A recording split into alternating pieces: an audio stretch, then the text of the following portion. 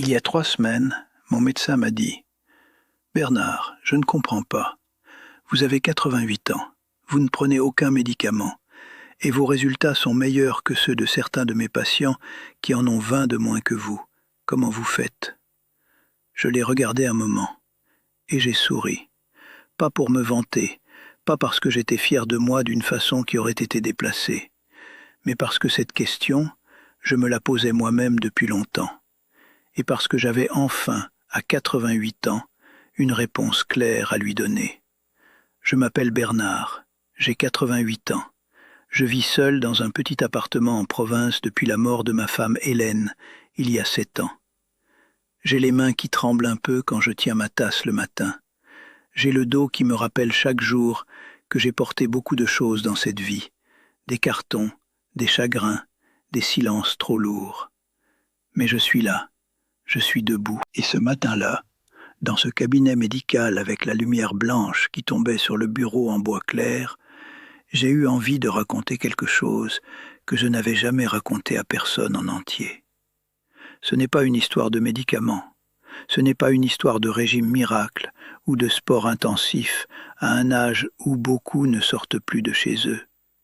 C'est une histoire de matin, de 5 habitudes que j'ai construites sans le vouloir, progressivement, après la mort d'Hélène, quand les matins sont devenus la partie la plus difficile de la journée, quand se lever n'allait plus de soi, quand le silence de l'appartement au réveil était une chose physique, presque douloureuse, comme une main froide posée sur la poitrine.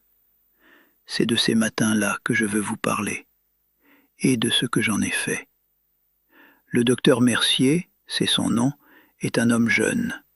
Il doit avoir la 50aine, ce qui, à mon âge, me paraît encore jeune. Il suit mes bilans de santé depuis 4 ans, depuis que mon ancien médecin est parti à la retraite. Au début, il me regardait avec cette bienveillance légèrement condescendante qu'ont parfois les médecins avec les très vieux patients. Cette façon de parler doucement, de répéter des choses 2 fois, de vérifier qu'on a bien compris. Je ne lui en voulais pas, c'est son métier. Et beaucoup de gens de mon âge ont effectivement besoin de ça. Mais depuis quelques bilans, quelque chose avait changé dans son regard.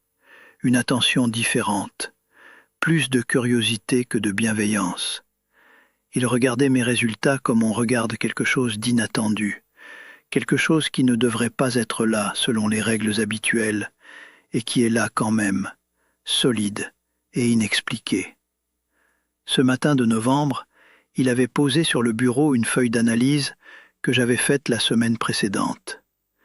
Tension artérielle normale, glycémie normale, bilan lipidique correct, fonction rénale satisfaisante et rien d'autre. Pas de liste de médicaments en bas de page, pas d'ordonnance à rallonge, juste des chiffres qui disaient que le moteur tournait encore rond. Il m'a demandé ce que je mangeais. Je lui ai répondu. Il m'a demandé si je faisais de l'exercice. Je lui ai répondu. Et puis, il m'a demandé comment se passaient mes journées, comment je gérais la solitude, comment j'occupais mon temps. Et c'est là que j'ai commencé à lui parler de mes matins. Je lui ai dit que depuis la mort d'Hélène, j'avais compris une chose que je n'aurais pas pu comprendre avant. Que la santé, à mon âge, ce n'est pas principalement une question de corps. C'est une question de raison de se lever. Et que cette raison, si personne ne vous la donne, vous devez la construire vous-même, brique par brique, habitude par habitude, matin après matin. Même quand c'est difficile. Surtout quand c'est difficile. Il m'a écouté sans m'interrompre. Et quand j'ai eu fini, il m'a dit « Bernard, vous devriez raconter ça. Pas à moi, à tout le monde. » Alors voilà, je le raconte. La première habitude est celle qui a tout commencé, celle sans laquelle les autres n'auraient peut-être jamais existé. Et elle est tellement simple que quand je vous la dis, vous allez peut-être sourire, peut-être même hausser les épaules. Chaque matin, je prépare 2 tasses de café, une pour moi, une pour Hélène. Je sais ce que vous pensez. Je sais ce que certains pourraient dire, que c'est de la folie douce, que c'est vivre dans le passé, que ce n'est pas sain de maintenir des rituels autour de quelqu'un qui n'est plus là. J'ai entendu ces arguments, je ne les partage pas. Voilà ce qui se passe réellement quand je prépare ces 2 tasses. Je me lève avec un but. Aussi petit soit-il, aussi symbolique soit-il, je me lève pour faire quelque chose pour quelqu'un d'autre que moi. Et ça, à 88 ans, seul dans un appartement silencieux, c'est immense. C'est la différence entre un matin qui commence par soi et un matin qui commence par l'autre. Entre se lever parce qu'il le faut et se lever parce qu'on a quelque chose à faire. La tasse d'Hélène, je la pose à sa place habituelle. Je m'assieds en face, et pendant quelques minutes, je lui parle. Pas à voix haute, pas toujours. Parfois, juste dans ma tête. Je lui dis comment je me sens. Je lui dis ce que j'ai prévu de faire dans la journée. Je lui dis ce que Julien m'a envoyé comme message la veille, cette blague nulle qui ne m'a pas fait rire, mais qui m'a fait sourire quand même, parce que c'était lui. Je lui dis ce que Sophie m'a dit mercredi soir au téléphone. Et parfois, je lui demande son avis sur quelque chose. Et parfois, dans le silence qui suit, quelque chose me vient. Une pensée claire, une décision simple. Comme si le fait de formuler la question à voix basse avait suffi à faire apparaître la réponse. Le docteur Mercier m'a demandé si ça ne m'attristait pas, ce rituel. Je lui ai répondu que non, que la tristesse et le souvenir ne sont pas la même chose, que la tristesse vous vide et que le souvenir, quand vous savez l'habiter correctement, peut vous remplir. Hélène me manque chaque jour, mais chaque matin, pendant ces quelques minutes avec nos 2 tasses, elle n'est pas absente. Elle est là d'une autre façon, une façon que je ne saurais pas expliquer autrement qu'en disant que ça marche. La 2e habitude est arrivée par accident, comme les meilleures choses arrivent souvent. 3 mois après la mort d'Hélène, j'avais du mal à dormir. Je me réveillais à 5 heures du matin, parfois avant, avec cette sensation désagréable d'avoir trop de pensées pour un seul cerveau et pas assez de choses à faire pour les occuper. Un matin, par désœuvrement complet, j'avais pris un vieux carnet qui traînait dans le tiroir de la cuisine et j'avais commencé à écrire. Pas un journal intime au sens où on l'entend, pas de grands épanchements, pas de description lyrique de mes états d'âme. Juste 3 choses. 3 choses pour lesquelles j'étais reconnaissant ce matin-là. Ce premier matin, ça m'avait pris 20 minutes. 20 minutes pour trouver 3 choses. Parce que quand on est dans le deuil, quand la maison est silencieuse et que la place d'à côté est vide, les choses pour lesquelles on est reconnaissant ne se bousculent pas au portillon. Il faut aller les chercher, il faut creuser. Ce matin-là, j'avais écrit « Le café qui était chaud ». La lumière qui entrait par la fenêtre de la cuisine, cette lumière d'hiver oblique et dorée qui durait 10 minutes avant de disparaître. Et le fait que j'avais bien dormi les 2 premières heures de la nuit. C'était peu, c'était même très peu, mais c'était réel. Et en l'écrivant, quelque chose s'était passé dans ma tête. Comme si le fait de nommer ces 3 choses, aussi petites soient-elles, avait légèrement déplacé le centre de gravité de mon attention. Pas vers le bonheur, je ne vous dirai pas ça, ce serait vous mentir, mais loin du vide, juste un peu, juste assez pour que le matin soit supportable. J'ai continué le lendemain, et le surlendemain, et tous les jours depuis. 7 ans maintenant. J'ai rempli je ne sais plus combien de carnets. Ils sont dans le tiroir de la cuisine, empilés, avec leurs couvertures usées et leurs pages jaunies. Michael me les a vus un jour et m'a demandé ce que c'était. Je lui ai dit que c'était ma pharmacie personnelle. Il a souri sans vraiment comprendre. Peut-être qu'un jour il comprendra. La 3e habitude, c'est la marche. Chaque matin après le café et après le carnet, je sors marcher. 30 minutes, pas plus, pas moins. Toujours le même trajet.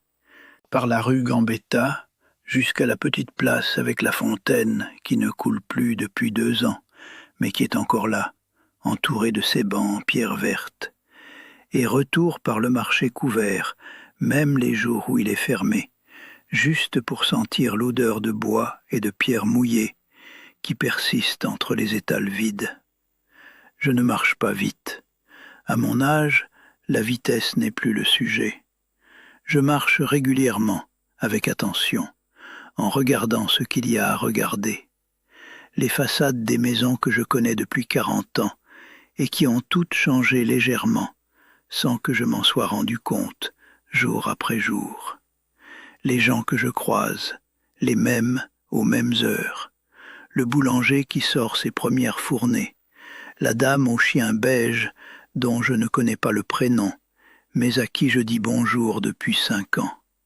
Le facteur qui fait sa tournée à vélo électrique, maintenant depuis qu'il a eu un problème au genou. Le docteur Mercier m'a dit que cette marche quotidienne expliquait en partie mes bons résultats cardiovasculaires. Probablement. Mais ce n'est pas pour ça que je marche. Je marche parce que quand je rentre, j'ai vu des choses. J'ai respiré de l'air qui n'était pas celui de l'appartement. J'ai dit bonjour à des gens. J'ai existé dans le monde extérieur pendant 30 minutes. Et ça, pour quelqu'un qui vit seul, pour quelqu'un dont la journée pourrait se passer entièrement entre 4 murs sans que personne ne s'en aperçoive, c'est vital d'une façon que les analyses sanguines ne mesurent pas.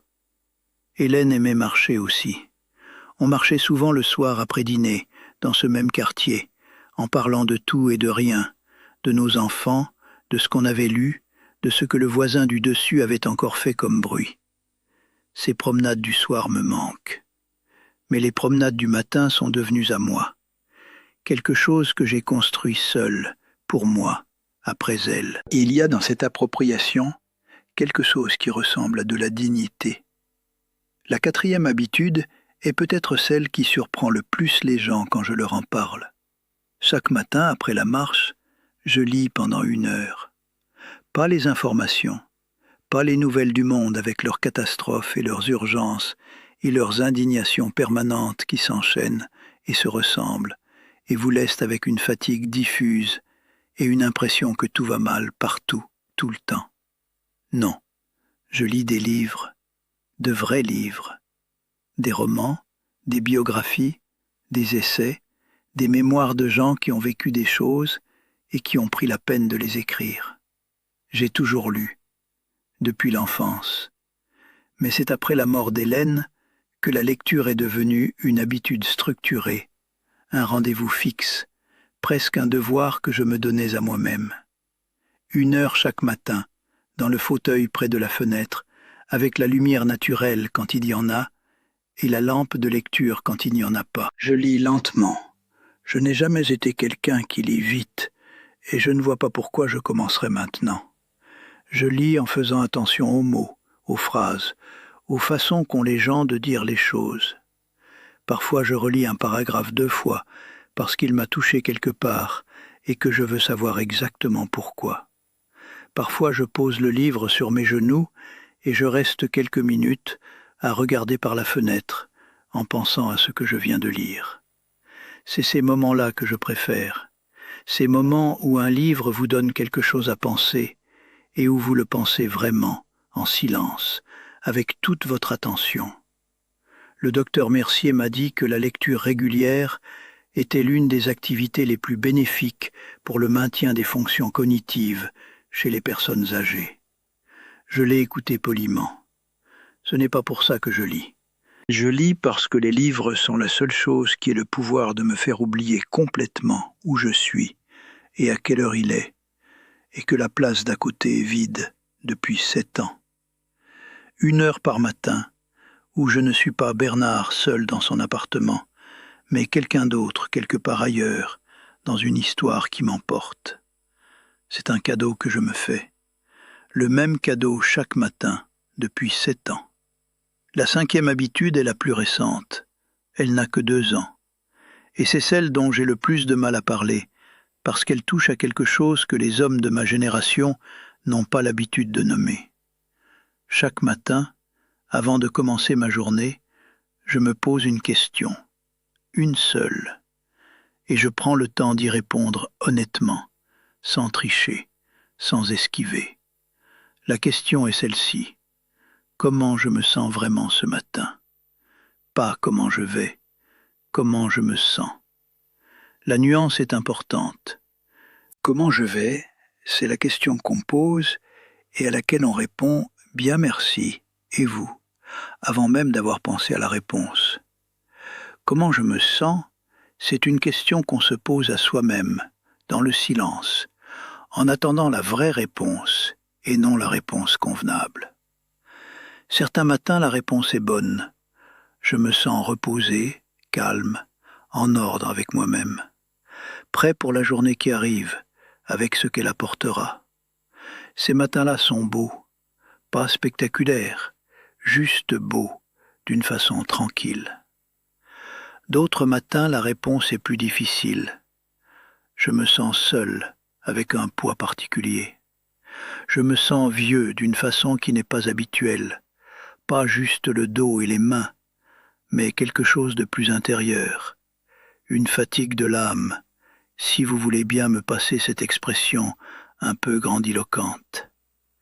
Je me sens triste parfois, sans raison précise, ou avec une raison très précise, un anniversaire qui approche, une date qui revient, un souvenir qui s'est réveillé pendant la nuit. Et quand la réponse est difficile, je ne l'ignore pas. Je ne la range pas dans un tiroir en me disant que ça ira mieux après le café. Je la regarde, je la nomme. Je me dis, aujourd'hui c'est un matin difficile. Et puis je me lève quand même. Je fais le café quand même. Je sors marcher quand même. Je lis quand même. Pas parce que ça efface ce que je ressens, mais parce que faire ces choses, malgré ce que je ressens, c'est une façon de me dire à moi-même que je suis encore là, que je tiens, que les matins difficiles passent comme les autres, finissent par passer.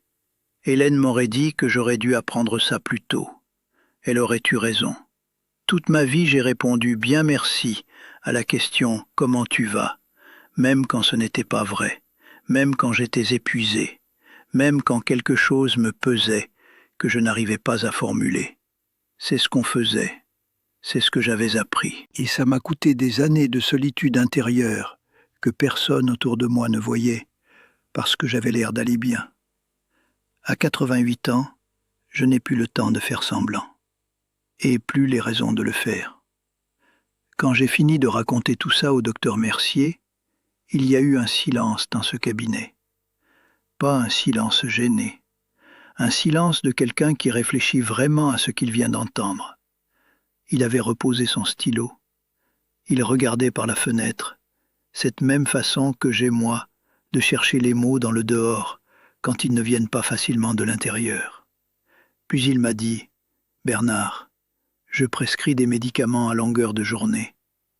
Des médicaments pour la tension, pour le cholestérol, pour le sommeil, pour l'anxiété, pour la douleur. Et je me demande parfois combien de mes patients iraient mieux avec ce que vous venez de me décrire plutôt qu'avec ce que j'écris sur mes ordonnances. 2 tasses de café, un carnet, une marche de 30 minutes, un livre et l'honnêteté de se demander comment on se sent vraiment. Je lui ai dit que ce n'était pas si simple, que ces habitudes, je ne les avais pas choisies par sagesse ou par discipline. Je les avais construites par nécessité, dans la douleur du deuil, parce que sans elles, les matins étaient impossibles. Que la sagesse n'était pas venue en premier, la survie était venue en premier, et la sagesse était arrivée après, comme une conséquence inattendue de ce qu'on fait quand on n'a pas d'autre choix que de continuer. Il a hoché la tête, et il a écrit quelque chose sur son bloc. Pas une ordonnance, des notes. Pour lui, je crois, ou peut-être pour ses autres patients. Je ne lui ai pas demandé. En sortant du cabinet ce matin-là, il faisait froid. Un froid de novembre propre et sec, le genre qui pique les joues et qui sent les feuilles mouillées et la pierre froide. J'ai marché jusqu'à ma voiture, lentement, comme je fais tout maintenant, sans me presser, parce que je n'ai plus rien à faire en courant. Et j'ai pensé à Hélène. Je lui ai dit dans ma tête, « Tu vois, il paraît que je vais bien, vraiment bien. Tu aurais été contente. » Je vous dis tout ça ce soir, à vous qui regardez cette vidéo, parce que peut-être que certains d'entre vous traversent ce que j'ai traversé. La perte d'un être cher, la solitude d'une maison qui était pleine et qui est devenue silencieuse. Ces matins où se lever est la chose la plus difficile de la journée. Ces journées qui se ressemblent toutes et qui semblent ne mener nulle part. Je ne vous dirai pas que mes 5 habitudes vont tout résoudre. Je ne vous dirai pas que c'est facile, ou que ça marche du premier coup, ou que vous n'aurez plus de matins difficiles. Ce serait vous mentir, et je suis trop vieux pour mentir encore. Ce que je vous dirai, c'est ceci. Le corps suit la tête. Pas toujours, pas immédiatement, pas parfaitement, mais il suit. Quand vous vous donnez des raisons de vous lever, quand vous construisez des matins qui ont une forme, une direction, un sens, même petit, même modeste, le corps en prend note. Il s'y accroche, il s'y ajuste.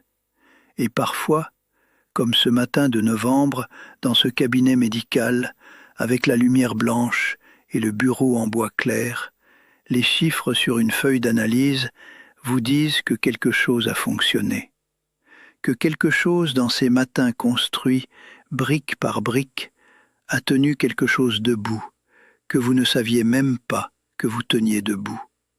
Prenez soin de vos matins, pas de vos grandes journées, pas de vos projets ambitieux, pas de vos résolutions de nouvelle année. Vos matins, ces 20 premières minutes où tout se joue, où vous décidez sans le savoir si la journée sera quelque chose que vous traversez ou quelque chose que vous habitez. Je m'appelle Bernard, j'ai 88 ans, je vis seul. Mes mains tremblent un peu, mon dos me parle chaque matin. Et selon mon médecin, qui n'en revient toujours pas, je suis en meilleure santé que des hommes qui ont 20 ans de moins que moi. Je bois 2 tasses de café chaque matin. L'une des 2 est pour quelqu'un qui n'est plus là. Et c'est peut-être la plus importante des 2. Si cette vidéo vous a touché, si elle vous a rappelé quelque chose ou quelqu'un, dites-le moi dans les commentaires. Dites-moi d'où vous regardez. Dites-moi ce que vous faites le matin, ce qui vous lève, ce qui vous tient debout. Ces histoires-là, les vôtres, elles comptent autant que la mienne.